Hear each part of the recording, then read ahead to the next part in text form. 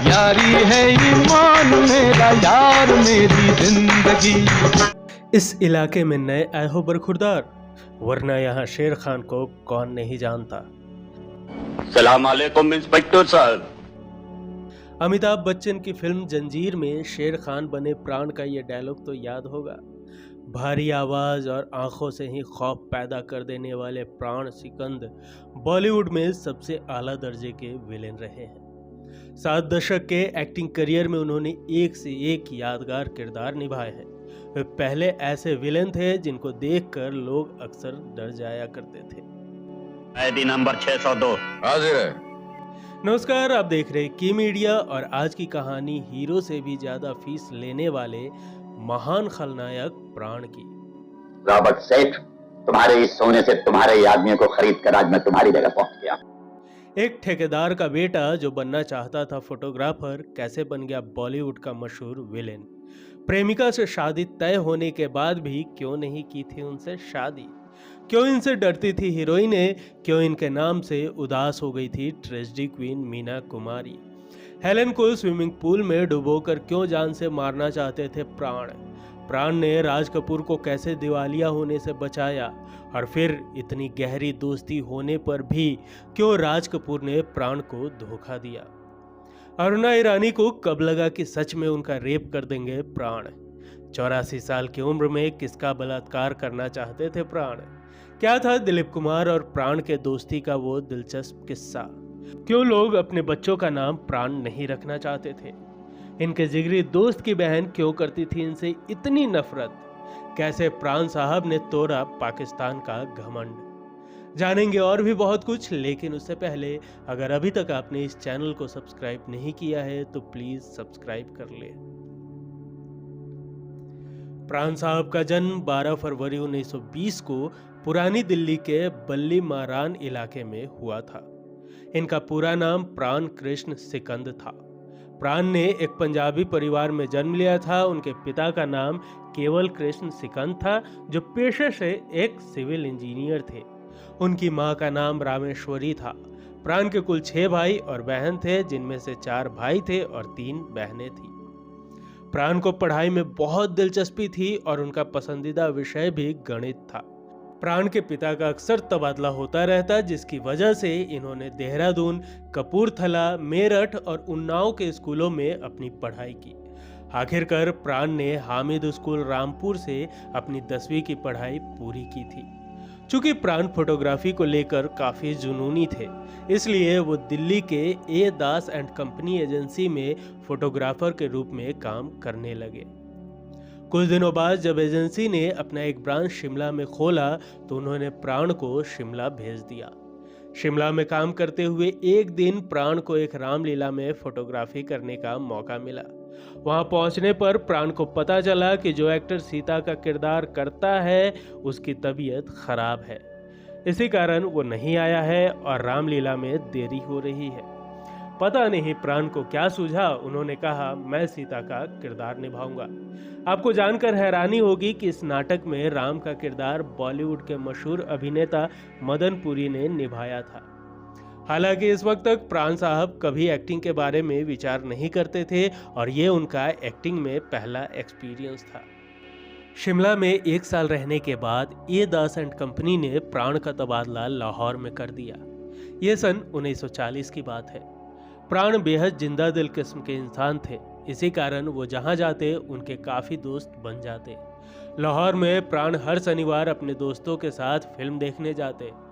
रोजाना रात को खाना खाने के बाद प्राण साहब अपने पसंदीदा राम लुहाया की पान दुकान पर जरूर जाया करते थे। प्राण सिगरेट के बेहद शौकीन थे। वो 12 साल की उम्र से ही सिगरेट पीने लगे थे। ऐसे ही एक रात जब प्राण अपने अनोखे अंदाज में पान की दुकान पर खड़े होकर सिगरेट के छल्ले बना रहे थे, तभी पंजाबी फिल्मों के लेखक और निर्देशक वली मोहम्मद वली ने इस 19 साल के लड़के का यह अनोखा अंदाज देखा। वो काफी इम्प्रेस हुए और उन्हें अपनी फिल्म में रोल ऑफर करते हुए अगली सुबह अपने स्टूडियो बुलाया। अब प्राण साहब तो एक्टिंग करना ही नहीं चाहते थे और साथ ही उन्हें लगा कि यह आदमी डींगे हाँक रहा है, तो वो गए ही नहीं। फिर उसी सप्ताह जब प्राण अपने दोस्तों के साथ फिल्म देखने पहुंचे तो उनकी मुलाकात एक बार फिर वली मोहम्मद वली से हुई। पहले तो उन्होंने प्राण को खूब डांटा, फिर उनका पता लेकर अगली सुबह खुद उन्हें लेने पहुंच गए। इसके बाद प्राण साहब को 50 रुपए महीने पर विलेन के रूप में कास्ट कर लिया गया।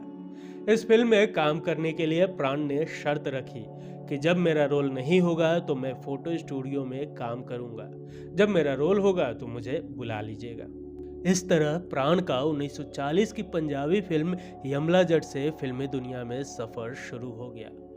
प्राण अपनी पहली फिल्म से बड़े पर्दे पर छा गए। धीरे धीरे उन्होंने लाहौर फिल्म इंडस्ट्री में अपना अच्छा खासा नाम कमा लिया था। 1942 में आई फिल्म खानदान उनकी पहली हिंदी फिल्म रही, जिसमें उनकी नायिका नूर जहां थी। इस फिल्म में उन्होंने एक रोमांटिक हीरो का रोल निभाया था। ये वो दौर था जब फिल्मों में काम करना अच्छा नहीं माना जाता था। जैसे ही प्राण के पिता को पता चला कि प्राण फिल्मों में काम कर रहे हैं तो उन्होंने तुरंत प्राण को वापस दिल्ली बुला लिया और फिल्मों में काम करने से मना कर दिया। लेकिन अब प्राण का मन किसी और काम में लग ही नहीं रहा था। वो तो वापस लाहौर जाना चाहते थे। प्राण की जिद को देखते हुए उनके पिता ने उनकी शादी अपने दोस्त की बेटी से तय कर दी। प्राण उस लड़की को बचपन से जानते थे, उसे चाहते भी थे, प्यार भी करते थे और शादी भी करना चाहते थे, लेकिन इस शर्त पर नहीं कि वो फिल्मों में काम नहीं करेंगे।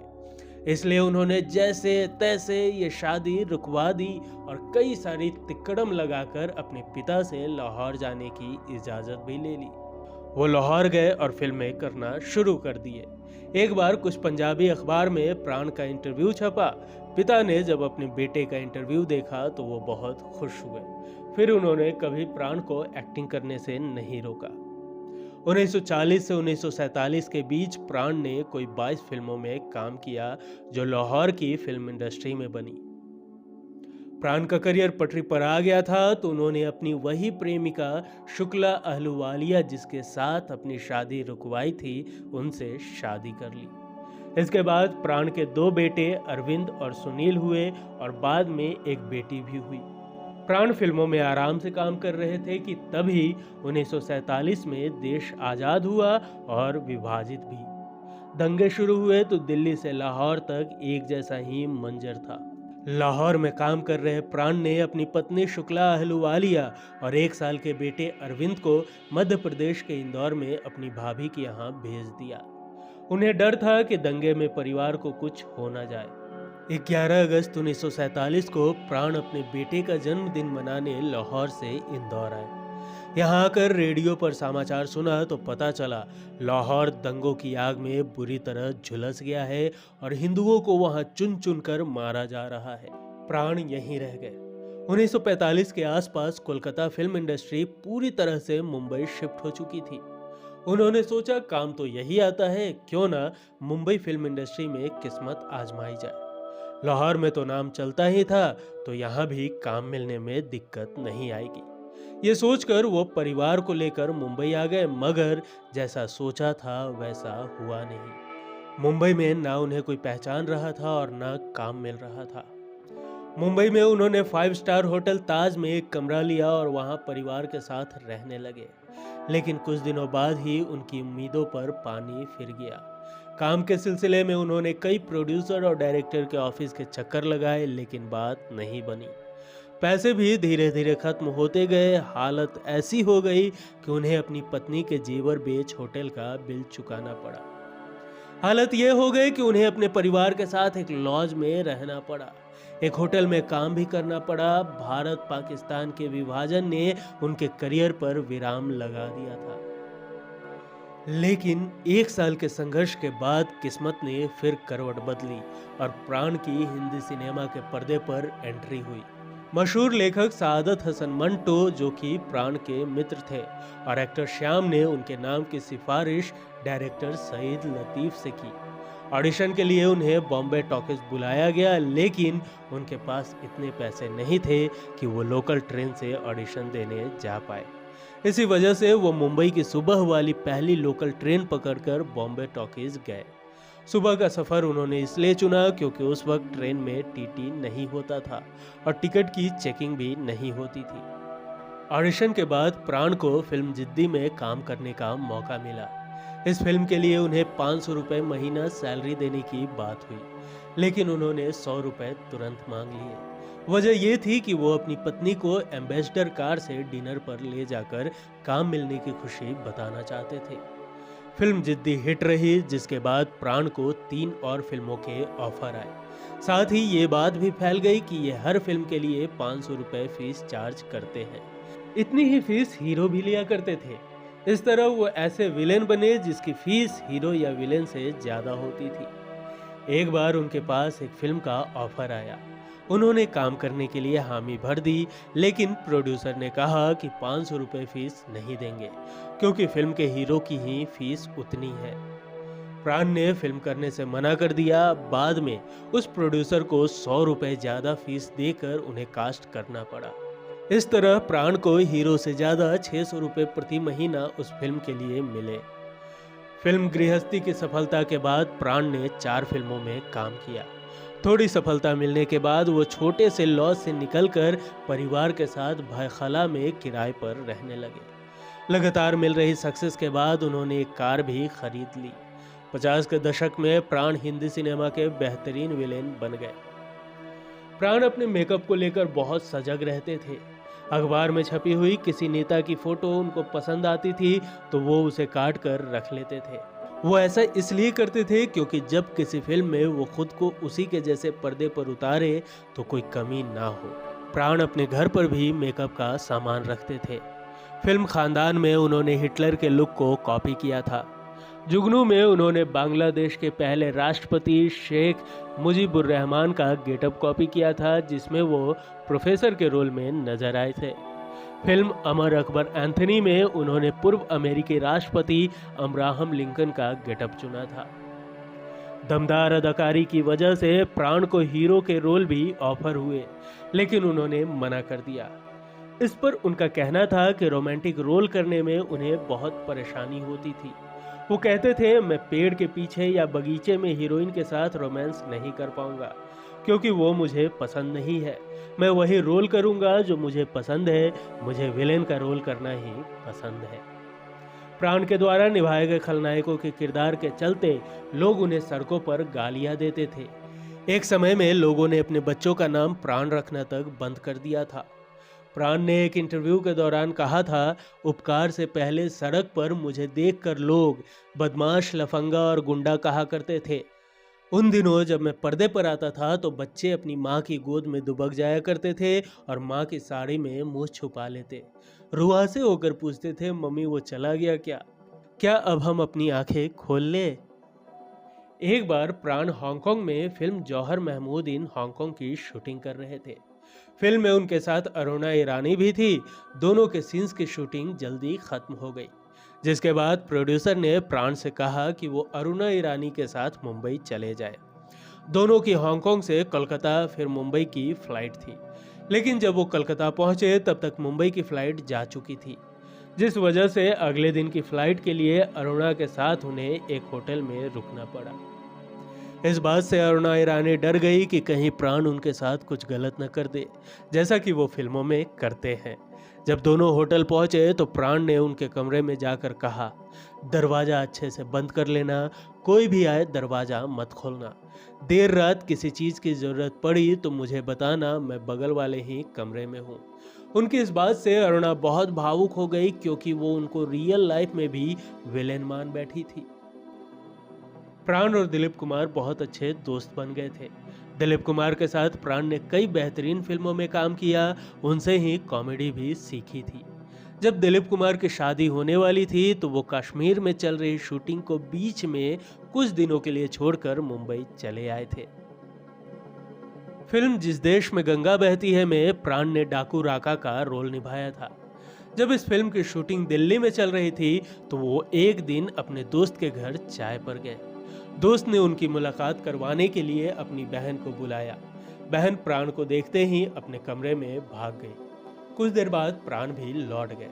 रात को उनके दोस्त ने कॉल किया और बताया बहन उन्हें देखते ही डर गई थी, इसलिए कमरे में भाग गई।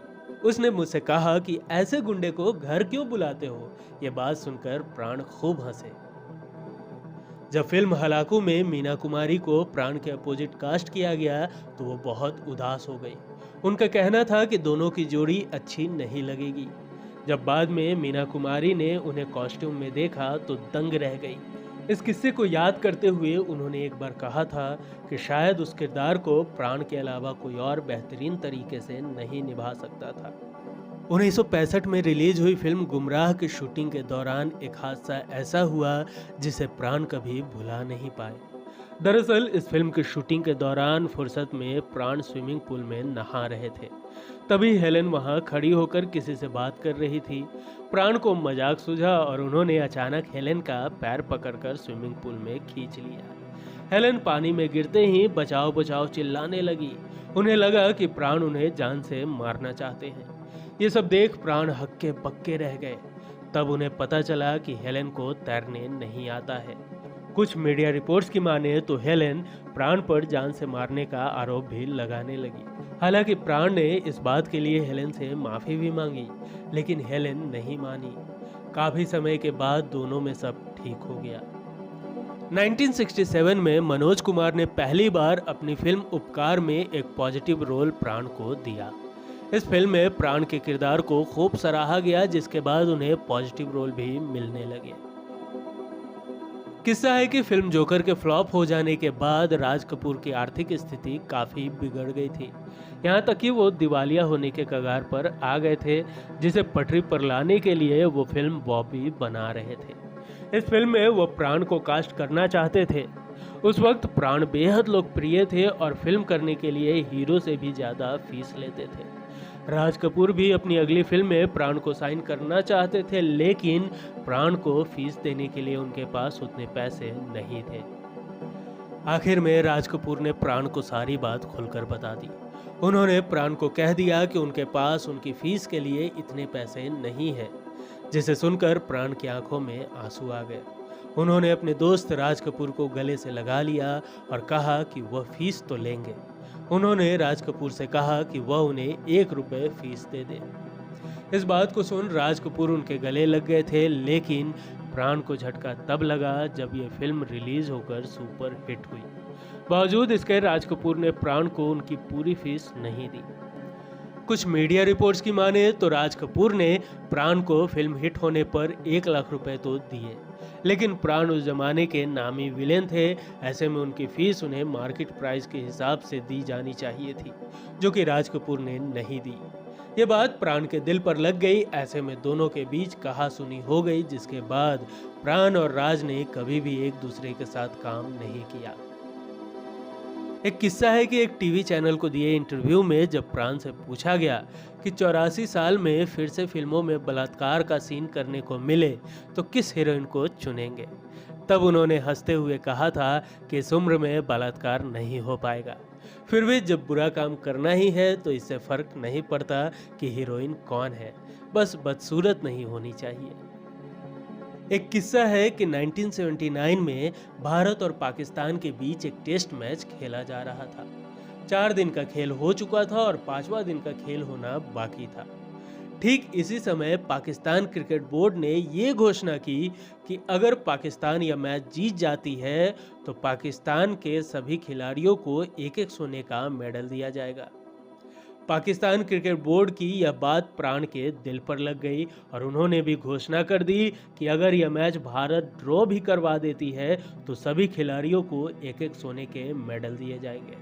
यह मैच दिलीप वेंगसरकर की शतक की मदद से ड्रॉ हो गया, जिसके बाद प्राण साहब ने भारतीय खिलाड़ियों को गोल्ड मेडल तो दिए ही, साथ ही उन्होंने पाकिस्तान टीम के सभी खिलाड़ियों को भी 1-1 सोने के मेडल दिए। प्राण साहब का खेल से प्यार के किस्से और भी काफी ज्यादा है, जिसकी चर्चा हम किसी और एपिसोड में करेंगे। 2001 में भारत सरकार ने प्राण साहब को पद्म भूषण से सम्मानित किया। 2013 में इन्हें दादा साहेब फाल्के अवार्ड से सम्मानित किया गया। प्राण साहब ने 7 दशक तक फिल्मों में काम किया। उन्होंने लगभग 362 फिल्मों में काम की। 2007 में आई दोष उनके करियर की आखिरी फिल्म रही।